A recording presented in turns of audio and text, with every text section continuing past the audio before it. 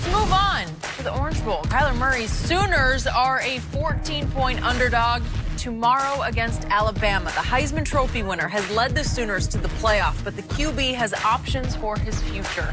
He was drafted in the first round of last year's Major League Baseball draft, and his agent, Scott Boras, said yesterday, quote, he's going to be at spring training with the Oakland A's on February 10th. Kyler said yesterday that it's never bad to have options, then added more about his potential NFL career. Let's take a listen. I've always felt like I could play in the NFL. I mean, I'm a confident guy. There's not a lot of short quarterbacks in the league, but, I think there's more guys paving the way for, the transition of, not really caring how big you are, how tall you are. But for me, yeah, I mean, I've played this game my whole life, and I've always felt like I could do it. Joined by Fox College football analyst Joel Klatt. Joel, it's good to have you back. Good to be back, yeah. So it's great to have you here for this one because you played college football. Yep. You played minor league baseball. Yep. So for how long, by the way? Just 2.5 seasons. 2.5 seasons, and it came at what point in your? I was right out of high school, was drafted, played 2.5 seasons, and then I actually left, quit, and went back and went to school after that. Okay, and you were drafted how high? I was an 11th round draft pick, okay. So certainly not to the level that Kyler is as far as the money and the monetary means that he would get, or even the opportunities he would get within the organization. Because remember now, the A's are highly incentivized to get him to the big leagues and quickly. The problem for Kyler is right now his decision in the short term might be a little bit backwards from what everyone's thinking. Everyone's thinking like, hey, the money in baseball is better. You got to go take the money right away in baseball. But actually, as short term, football would actually be better money, and it would be quicker money, and it would probably be about double what he would make playing baseball in the next 4 years if he were to go and get himself into the first round of the NFL draft. The big thing for me with Kyler Murray, however, is the fact that I think his decision needs to hinge on how he plays tomorrow. I know that sounds crazy, and it's just I one 60-minute. do not think it's crazy. I'm with you. Here's the thing. Yep. He doesn't have a body of work like Baker had last year. Remember, Baker had completed over 1,000 passes in his career, over 130 touchdowns. We had seen him against Ohio State on the road. He was undefeated against ranked teams on the road. We saw him with a huge body of work, and we knew what he was even before he played Georgia. And so he could overcome some of those things like his height, the air raid system, so on and so forth, and he's gone on and done great with Cleveland. For Kyler Murray, he doesn't have that big body of work. Guys, he's only completed a hair over 300 passes in his college career. He's only started for one season. We haven't seen him play a great defense yet in his career. So I think it hinges. And by the way, I still don't know what happened at Texas A&M. Like, that's the weirdest thing to me. How do you let a Heisman?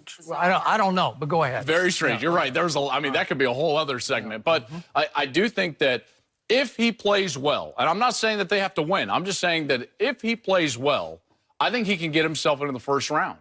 If you can get yourself into the first round, Lamar Jackson's contract last year was $9.5 million. Now, that's not fully guaranteed. You can be released in the last year of your rookie deal, but Paxton Lynch is the only one of recent vintage that we have seen not get to the end of his rookie contract being a first-round quarterback. $9.5 million versus the $4.6 that he signed with the A's. Here's why baseball is not the monetary incentive that you might think. If he gets the $4.6 million for signing with baseball, that only takes him up until he gets to his arbitration years in the big leagues. If he's aggressive, gets to the big leagues in 1.5 seasons, he would still have to play for 3 more seasons before he even got to arbitration, which means he's making under $700,000 a year for all of his big league years until 4 or 5 years from now. To me, I think financially the better move is play well tomorrow in the Orange Bowl, get into the first round, and then go to the NFL. Interesting. And be done with baseball. Be done with baseball. Wow. For me, I get what he's saying. He said there are guys, and what he's talking about, guys have paved the way. He's talking about a Drew Brees. He's talking about a Russell Wilson. Height-wise. Yeah. He's talking about Baker Mayfield, as you mentioned, who just got into the NFL. But at some point in time, 5'9" guys just can't do it. I mean, you talk about, well, he got 100. They're not letting a 5'7" pitcher on the mound. No matter how, there are more Jose Altuve's and Dustin Pedroias in the MLB than they are in football. Sure. And that's what he would be. Those are anomalies. Russell Wilson and Drew Brees are anomalies at that position. And prior to, say, the last, since Drew Brees, we had never seen a quarterback have success under 6 feet. That's what everybody. He would be the littlest success story. Yeah. Yeah. Okay. Generously listed at 5'10", by the way, generously. It's generous. Okay. Jenny What do you told- think? I've 5'9"? interviewed him plenty. I mean, I'm 5'9.5". And And we're pretty. had Jenny, he had Jenny interview him out there on her bare feet, had her heels in her hand. I put him on a box. Yeah, put him on the album. That's what I'm saying. I heard. think it is a generous. Okay. But he doesn't play that way. He plays with the confidence he describes. I don't think height has ever been something but I think most guys play with a lot of confidence. You know, you got Sure. to get to that next level. Sure, You got to have you that bet. confidence. But at what point does 5'9"? I mean, he's still 5'9". I get it. And I get these wide open offenses. So, but we'll see. I agree with you. We'll see tomorrow because this is probably the closest he's seen to an NFL style defense. No doubt. With the way they play, the coverages, the calls that he's going to hear. So this is as close as he's going to be. But here's the thing, and I get it.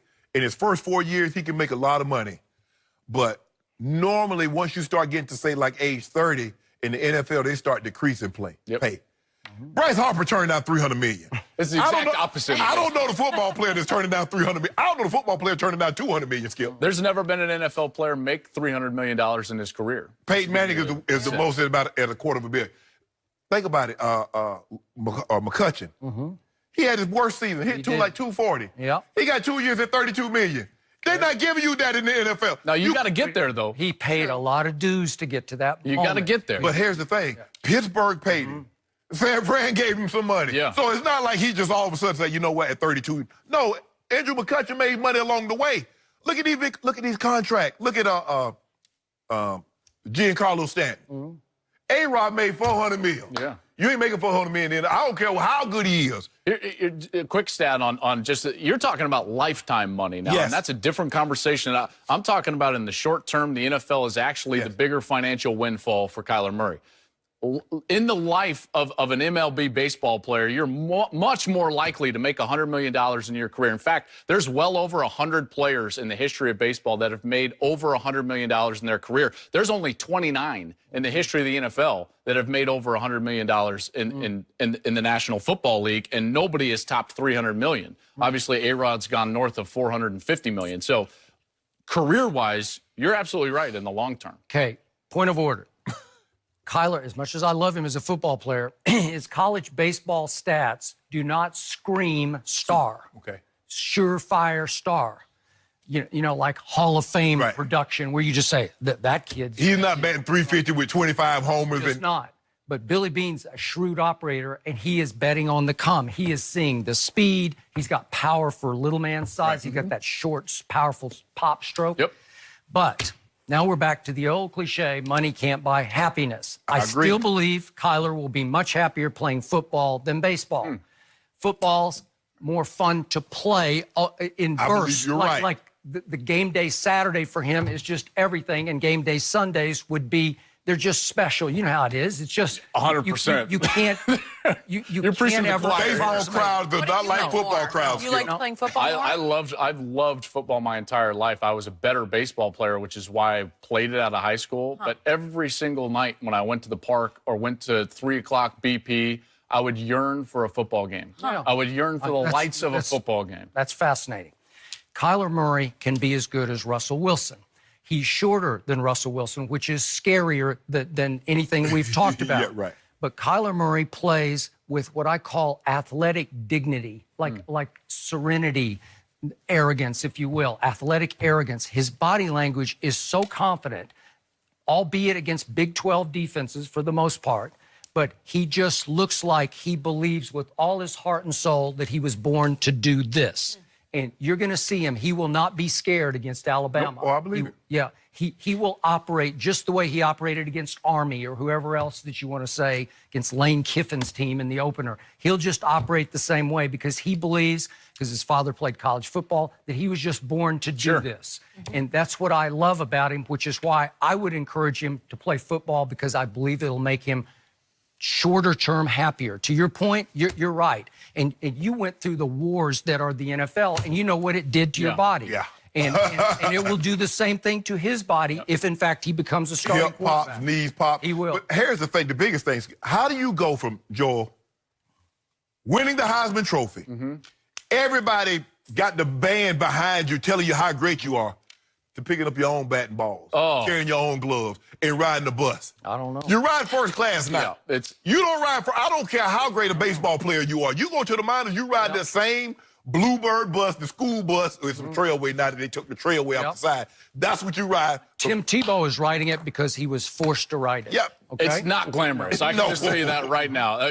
I mean, quick story. I know we don't have a lot of time. We were driving from Casper, Wyoming, back to Idaho Falls, Idaho, over the Teton Mountains. Our bus driver got tired, 3 a.m., pulled over in the shoulder of the road over the Teton Mountains, pulled out a pillow, and went to sleep because he needed a nap for 2 hours. Guess what we got to do? Nothing. Sit in the bus. Where else are we going to go? I mean, it's not a glamorous life.